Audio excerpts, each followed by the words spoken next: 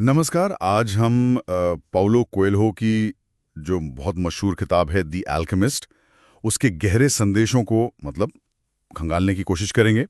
ये ऊपर से देखने में तो एक कहानी लगती है। सैंटियागो नाम का एक चरवाहा है, मिस्र जा रहा है खजाने की खोज में।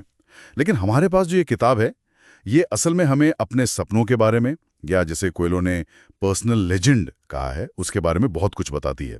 तो आज का मकसद यही है कि इस यात्रा के जो खास पड़ाव हैं उनके गहरे मतलब समझें। हाँ बिल्कुल। और ये समझना बहुत जरूरी है कि कोएल्हो के लिए ये पर्सनल लेजेंड कोई मामूली सपना नहीं है। ये वो खास मकसद है, वो नियति है जिसके लिए हम सब पैदा हुए हैं, ऐसा वो मानते हैं। तो पूरी कहानी इसी खोज के आसपास घूमती है और ये भी दिखाती है कि खजाना कई बार वहीं होता है जहां से हम शुरू करते हैं, लेकिन उसको पहचानने के लिए वो पूरी यात्रा, वो सफर बहुत जरूरी है। हाँ, कहानी की शुरुआत होती है सैंटियागो के एक सपने से जो उसे बार बार आता है। फिर उसकी मुलाकात होती है सालेम के एक रहस्यमयी राजा मेल्किजेडेक से। यही वो हैं जो उसे पर्सनल लेजेंड के बारे में बताते हैं और दो पत्थर भी देते हैं, उरीम और थुमेम। इन पत्थरों का क्या मतलब है यहाँ, क्या खासियत है इनकी? देखिए, ये पत्थर कोई जादुई छड़ी ऐसे नहीं है। ये असल में प्रतीक हैं, शगुन या जो संकेत मिलते हैं ना हमें, उनको समझने में मदद करने वाले। मेल्किजेडेक सैंटियागो को सिखाते हैं कि जब दुविधा हो तो इनसे पूछ सकते हो, लेकिन उससे भी ज्यादा जरूरी है अपने आसपास जो इशारे मिल रहे हैं उनको पढ़ना सीखना। यहीं से कहानी का वो पहलू शुरू होता है कि ये जो यूनिवर्स है, ब्रह्मांड है, ये हमसे लगातार बात करता है। हमें बस उसकी भाषा, उसके संकेत समझने की जरूरत है। और वो पर्सनल लेजेंड वाली बात कि जब आप कोई चीज सच में पूरी शिद्दत से चाहते हो तो सारी कायनात मदद करती है उसे दिलाने में। हाँ, ये लाइन तो बहुत फेमस है। लेकिन रास्ता बिल्कुल आसान नहीं होता उसके लिए। जैसे ही वो टांजियर पहुंचता है उत्तरी अफ्रीका में, उसके साथ धोखा होता है, वो लुट जाता है, सबको चला जाता है। ये एक बड़ा झटका होता है, निराशा वाला पल। फिर वो एक क्रिस्टल व्यापारी के पास काम करता है कुछ वक्त। ये पड़ाव क्या सिखाता है कहानी में? हाँ, ये बहुत महत्वपूर्ण मोड़ है। कोएल्हो यहाँ दिखाते हैं कि असफलताएं, रुकावटें, ये सब यात्रा का हिस्सा है, ये अंत नहीं है। क्रिस्टल व्यापारी के साथ काम करते हुए सैंटियागो सिर्फ पैसे नहीं कमा रहा, वो धैर्य सीखता है, मेहनत का मूल्य समझता है और सबसे बड़ी बात, अपने सपनों को जिंदा रखना सीखता है मुश्किल हालात में भी। वो ये भी सीखता है कि छोटे छोटे बदलाव करके भी बड़ा फर्क लाया जा सकता है। जैसे उसने उस क्रिस्टल की दुकान को कैसे चमकाया। और यहीं पर आप कह सकती हैं अल्केमी का असली मतलब प्रतीकात्मक अर्थ गहराता है।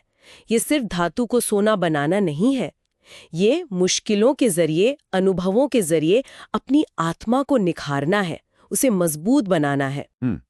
फिर वो रेगिस्तान पार करने वाले कारवां में शामिल होता है। वहां उसकी मुलाकात एक अंग्रेज से होती है। वो अंग्रेज किताबी अल्कीमी की तलाश में है और फिर नखलिस्तान में फातिमा से मिलता है। इन मुलाकातों का क्या असर पड़ता है सैंटियागो पर? बिल्कुल। जो अंग्रेज है वो उसे एक तरह से दिखाता है कि सिर्फ किताबों में ही ज्ञान नहीं होता, ज्ञान अनुभव से भी आता है। मतलब थ्योरी और प्रैक्टिकल का फर्क समझ आता है। और दूसरी तरफ फातिमा, वो उसे प्रेम का, सच्चे प्यार का अर्थ सिखाती है।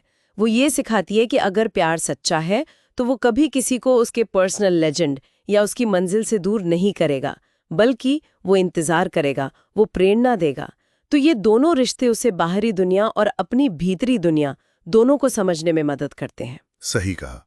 और फिर आखिरकार उसकी मुलाकात होती है असली अल्केमिस्ट से। ये शायद कहानी का सबसे सबसे अहम मोड़ कहा जा सकता है। अल्केमिस्ट उसे क्या सिखाता है? हाँ, एल्केमिस्ट एक तरह से उसका गुरु बन जाता है, मार्गदर्शक। वो उसे सिर्फ एल्केमी के रहस्य नहीं बताता, वो ज्यादा जरूरी चीजें सिखाता है।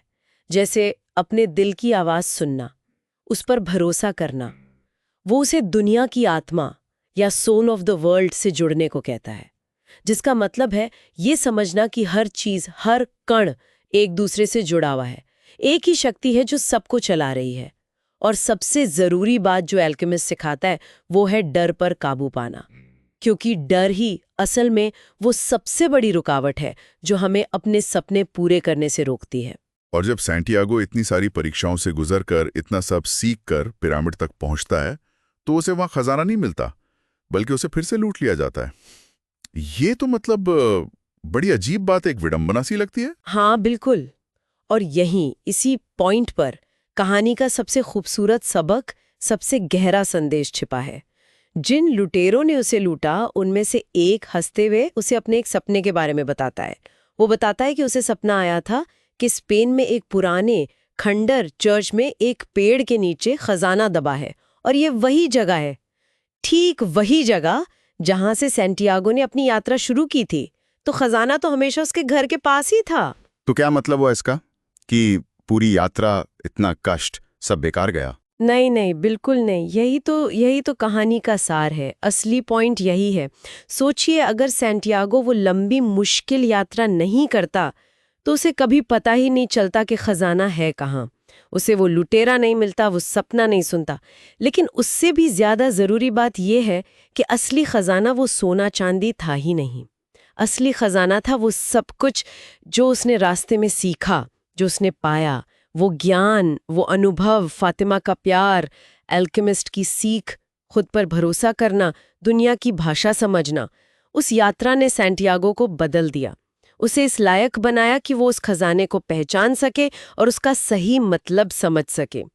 मंजिल जरूर थी, लेकिन सफर ने उसे वो बनाया जो वो बन गया। तो कुल मिला के द अल्केमिस्ट हमें यही याद दिलाती है कि हम सब के अंदर एक पर्सनल लेजेंड है, एक खास मकसद है।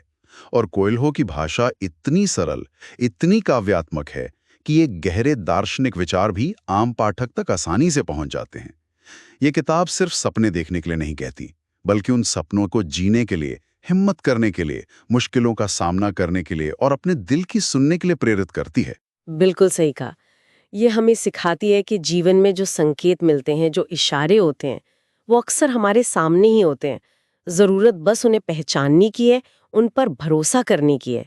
और यहीं पर शायद हम सोचने के लिए एक सवाल छोड़ सकते हैं कि अगर हम सब अपनी जीवन में मिलने वाले इन संकेतों पर, अपनी अंदर की आवाज़ पर सचमुच ध्यान देना सीख जाएं, उन पे भरोसा करना सीख जाएं, तो हमारी अपनी पर्सनल लेजेंड की जो खोज है वो कितनी बदल सकती है, उसका रास्ता कैसा हो सकता है।